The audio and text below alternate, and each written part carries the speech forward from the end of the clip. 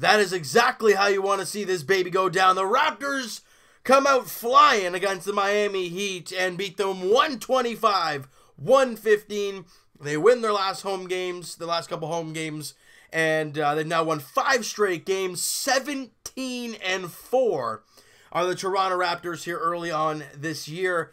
And guys, we talked about the crazy stretch coming up for this team. Ideally, these two matchups between the Wizards and the Heat are not the hardest of matchups that are coming up. But after today, things start to get real funky for this team schedule-wise. So they got to take it game by game. You got to do yourself a favor and get the job done at home.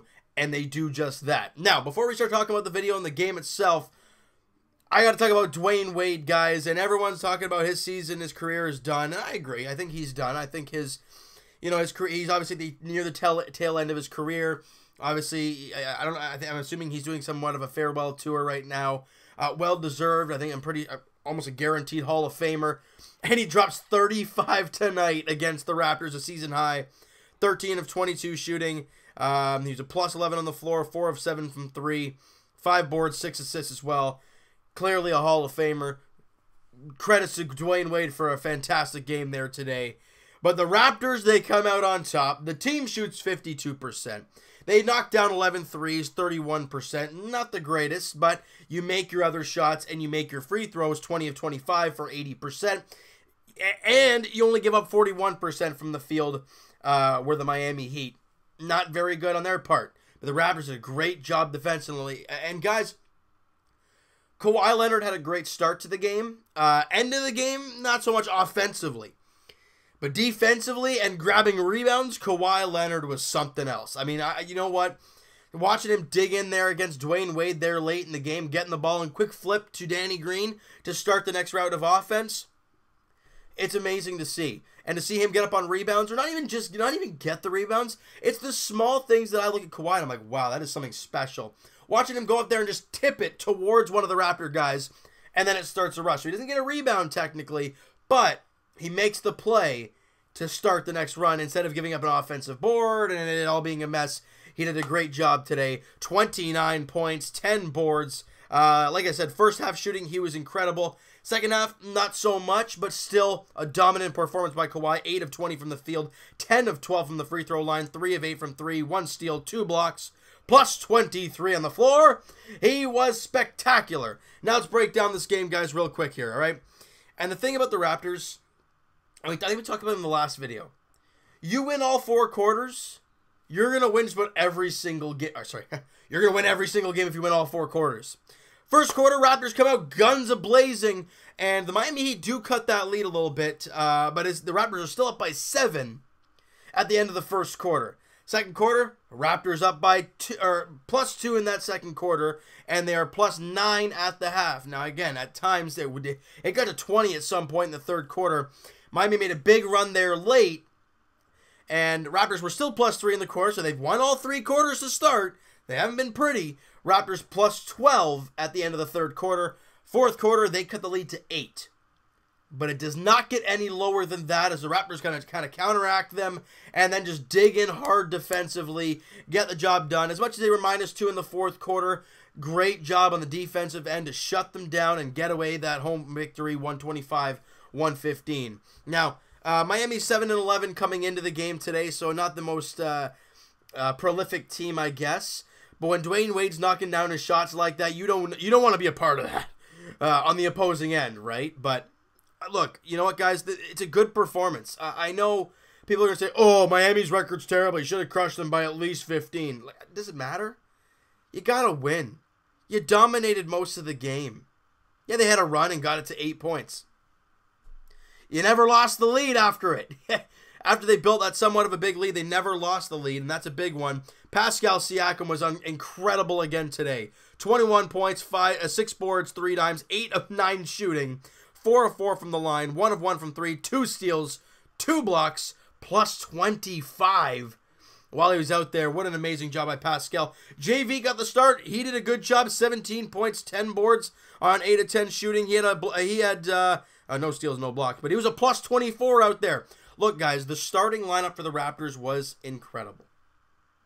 Kawhi plus 23, Siakam plus 25, JV plus 24, Danny Green plus 19. Lowry plus 19. Now the bench, look, they weren't terrible, but they weren't as dominant as we wanted to see. Now, we did see a lot of great things from Fred VanVleet. That is music to all of our ears because we haven't really seen him dominate a game at all this year. But to see him come out there and play as well as he did today, you know, DeLon Wright, Fred VanVleet, two guys that this team needs to be big.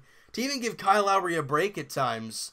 But to see them come out there today, like DeLon Wright, where is he here?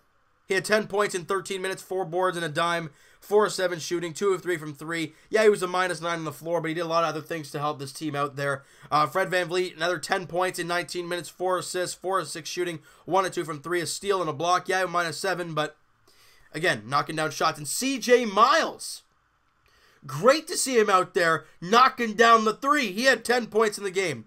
Yeah, only 2 of 6 from 3, and he was 3 of 7 shooting, but he knocked down a couple threes. Guys, when he starts knocking down some shots, look out.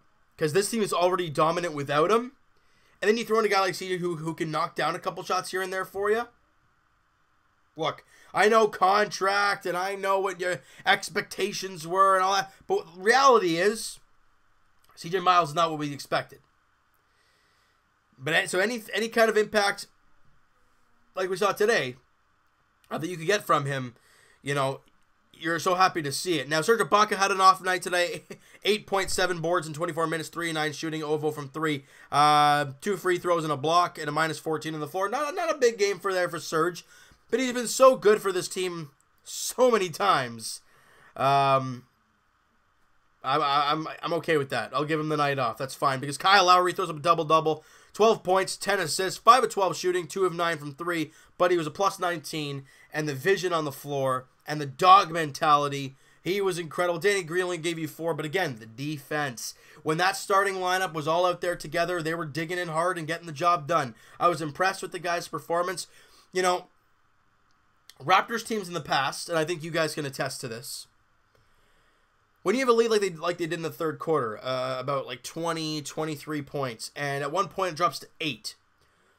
Older Raptor teams, former Raptor teams, whatever word you want to use, would have crumbled in that stage. They would have fallen apart defensively. They wouldn't be able to make their shots, and the other team would have come back and won the game. For the most part. I'm not saying it would happen all the time.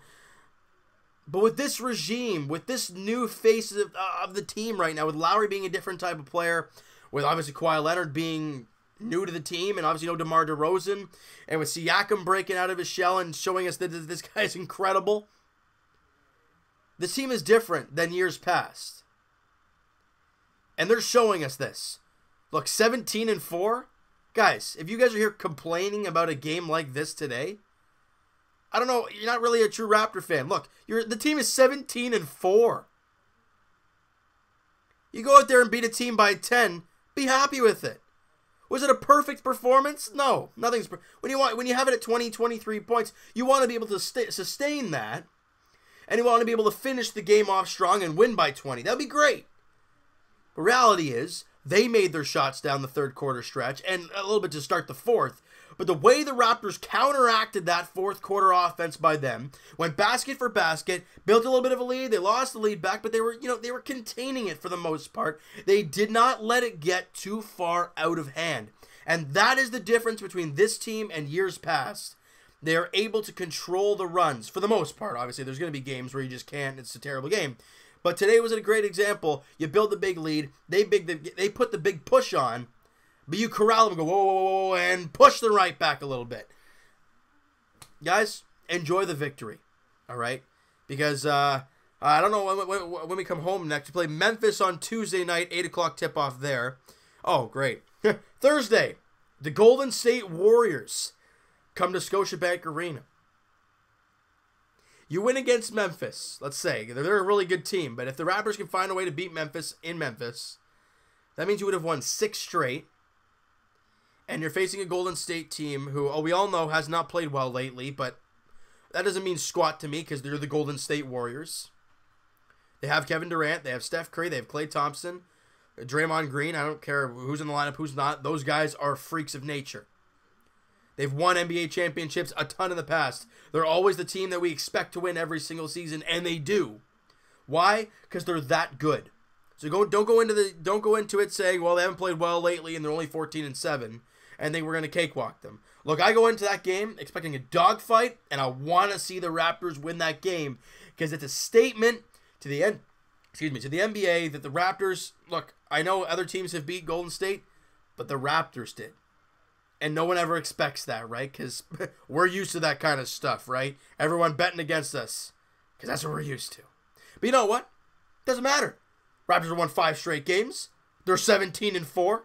They beat Miami. They beat Washington. They beat a bunch of other teams. And the Boston Celtics, the team everyone expected to be top the Eastern Conference, going to the finals, being that team to contend with the Golden State Warriors. Now, I know it's only 20 games into the year for them, and they're obviously going to come up hot at some point in time.